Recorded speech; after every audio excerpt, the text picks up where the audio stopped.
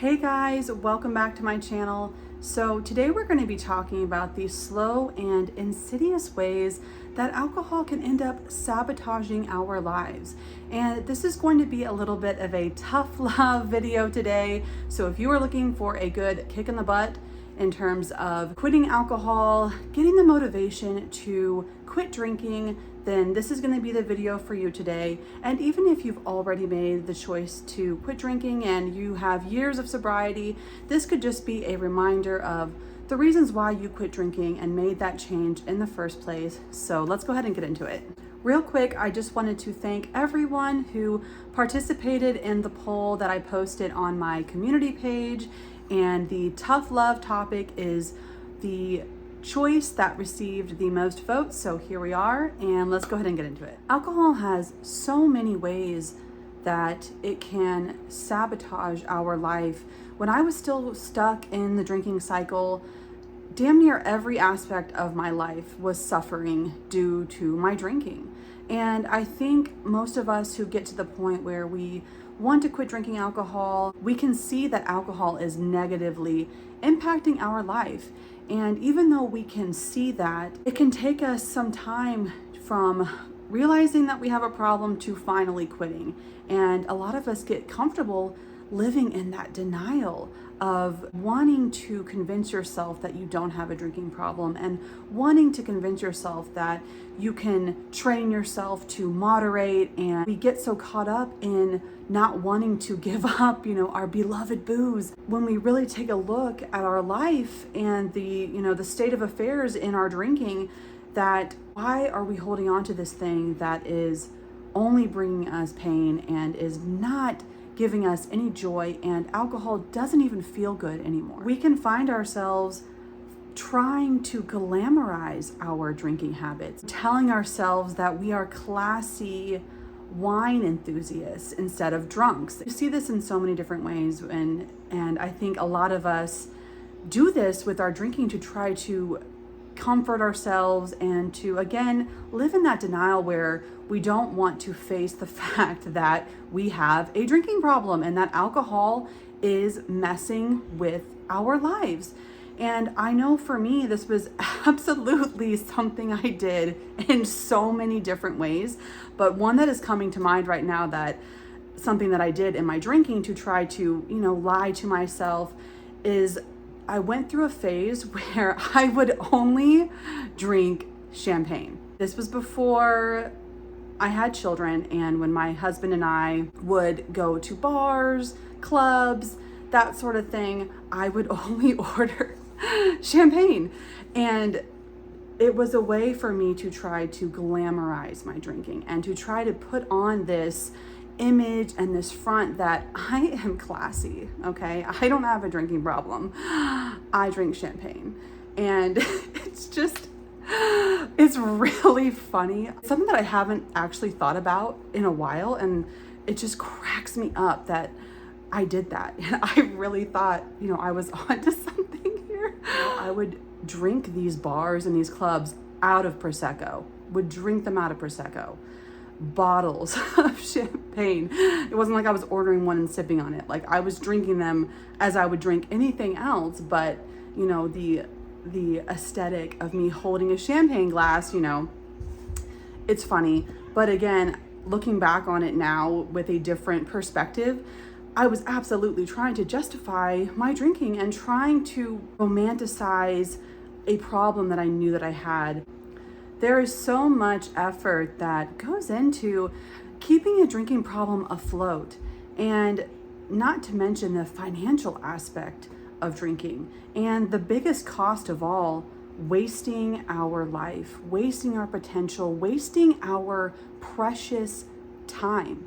We call being drunk being wasted. It's actually quite fitting if you think about it, because of what it ends up doing to your life, wasting it away, wasting your potential. Alcohol has a way of keeping us in these loops of avoiding our problems and avoiding our emotions and burying our pain, and we can actually end up losing ourselves, and we start doing the things that we love less and less as chasing that rush of an artificial high becomes our daily source of joy. Alcohol problem can have us lying to ourselves and trying to mask the fact that we have a deeper problem going on here, and that we have unhealed trauma that needs to be processed and worked through, and that we are in relationships that are not good for us, that are not serving us, that we are spending time with people that we need to be drunk to tolerate. We can get lost in this place for years.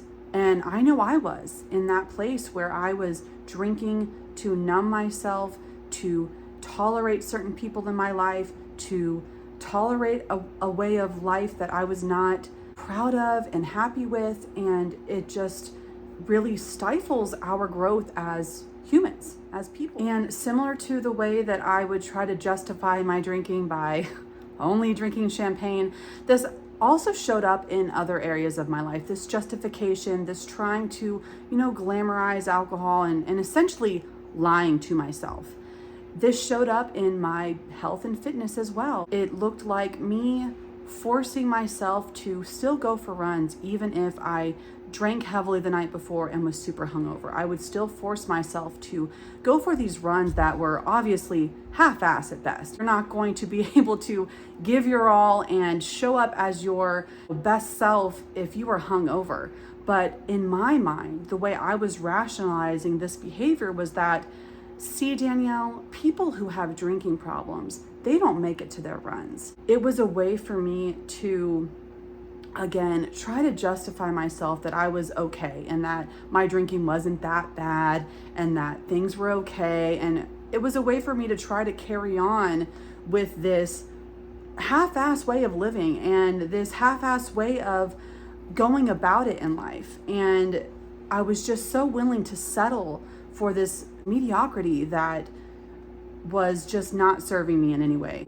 It wasn't until I was able to quit drinking for months that I was finally able to gain some traction in my health and fitness again. Because when you are a daily drinker, and even I would argue, even if you are a moderate drinker and you're not drinking every day, but you go pretty hard on the weekends, or you go pretty hard and it hits 5 o'clock, during your weekday, you are not going to outrun or out exercise your drinking problem. You're just not going to be able to do it, because when you have that alcohol in your body on a consistent basis, your body has to work overtime to try to get the toxin out, and it can't focus on burning fat and making sure your body functions properly, because it's like red alert trying to get all the alcohol out, because we're not meant to consume it. We were never meant to consume alcohol, and so our body has to work so hard to process the alcohol that you're not going to see results in your fitness. Especially if you're older, I would argue that you're not going to lose weight. You're not going to be able to be fit and be a heavy drinker, especially if you're older. Because I know a lot of us, when we were in our 20s, we were able to, party and drink, and we were still in pretty good shape. That doesn't work when you're like 30 plus. Your body is not firing the way it used to, and you can't get away with that anymore. And I realized that real quick. I was seeing myself not be the fit person that I have always been. Fitness and being athletic and moving my body has always been a big part of my life. And when I let drinking take over, I was not able to be that person, and it deeply bothered me. And again, I tried to find ways to cling on to alcohol by, forcing myself to still go on these runs when I was ill and hungover, and it just was not cutting it. So drinking sabotages our health and fitness, and it also sabotages our willpower and our motivation in life. There is a sort of settling that happens when you have a drinking problem. Where you realize that you're not in optimal physical shape anymore. When you realize that your sleep is being affected greatly, and you are not sleeping, and you are staying up all night drinking, and you try to rationalize it like, oh, I'm just a night owl, and the hangovers aren't that bad. I'm okay with being, out of shape, and it's not that bad, and I haven't hurt anybody yet, and all the things, all the ways we try to make ourselves feel better about our drinking. Looking back on that, it's actually quite scary to me how I was trying to make peace with living that miserable way of life. And being in that alcohol loop is miserable. And you know it's miserable. That's the crazy thing, is like, you know this is shit. And you know that you are not living up to who you're supposed to be. And yet the pull is so strong to keep drinking. Alcohol brings you so low, and it gets you hooked to where the only way you can even feel a little bit better is to keep drinking the poison that is the reason why you were there in the first place. When we rely on alcohol to carry us through the hard times, we are self-sabotaging, and we are missing out on so many opportunities for growth and for healing and for transforming our lives. And we were meant to evolve and to grow and to learn from the hard things in our life. Alcohol has this way of keeping us in purgatory, keeping us trapped in our hardships and keeping us trapped in our trauma and keeping us in this state of just not doing anything about it. Some people can stay in that place for the rest of their life. So many good people have succumbed to alcohol, and they miss out on so much. They miss out on the people in their lives, the relationships, because they're cooped up drinking at night by themselves. And that's where a lot of us get to in our drinking. We end up drinking alone. We end up being by ourselves, drinking alone. And we were never meant to be alone. We are social creatures, and we came here to be with each other and have relationships. And it's one of the most beautiful things about being here and being a human is the relationships that we form with each other. When you are drinking, you can get to the point where you are putting alcohol in between yourself and the outside world. And you are choosing alcohol, and you are numbing yourself, and you are going to miss so much. And that's the thing about alcohol, is it makes you settle. It makes you settle for this life where you think that it's okay, that you rely on this drug to get you through your day, that is your only source of happiness, and that everything in your life revolves around alcohol. And it's just such a tragic place to be. And it's unfortunately the realities of where alcohol can take you. The glamorized way our society loves to, put this drug on a pedestal, one of the most addictive drugs out there. That is the reality. It can take everything from you, and it can get to the point where you are alone and you are perfectly content with alcohol being your friend and your only source of joy. But here's the thing. Here is the beautiful thing that's on the flip side of everything we just talked about.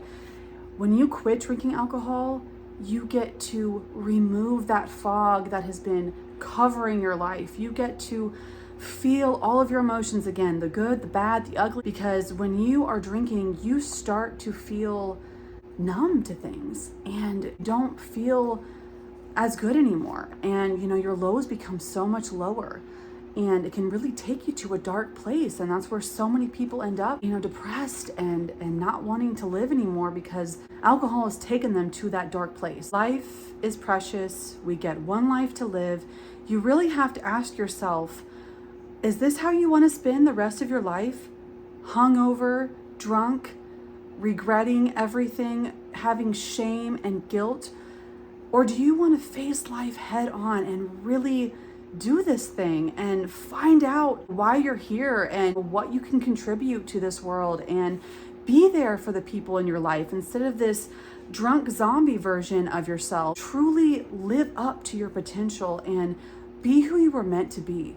I know for me, I've made my choice. I want to live this one life. I want to live it to the fullest. I want to show up, and I want to experience everything that life has to offer. I want to feel the ups and downs. I want to feel my emotions and be present for them. I don't want to bury anything anymore. I want to live. I don't want to settle for a watered down version of my life. Thank you guys so much for being here. I so appreciate you.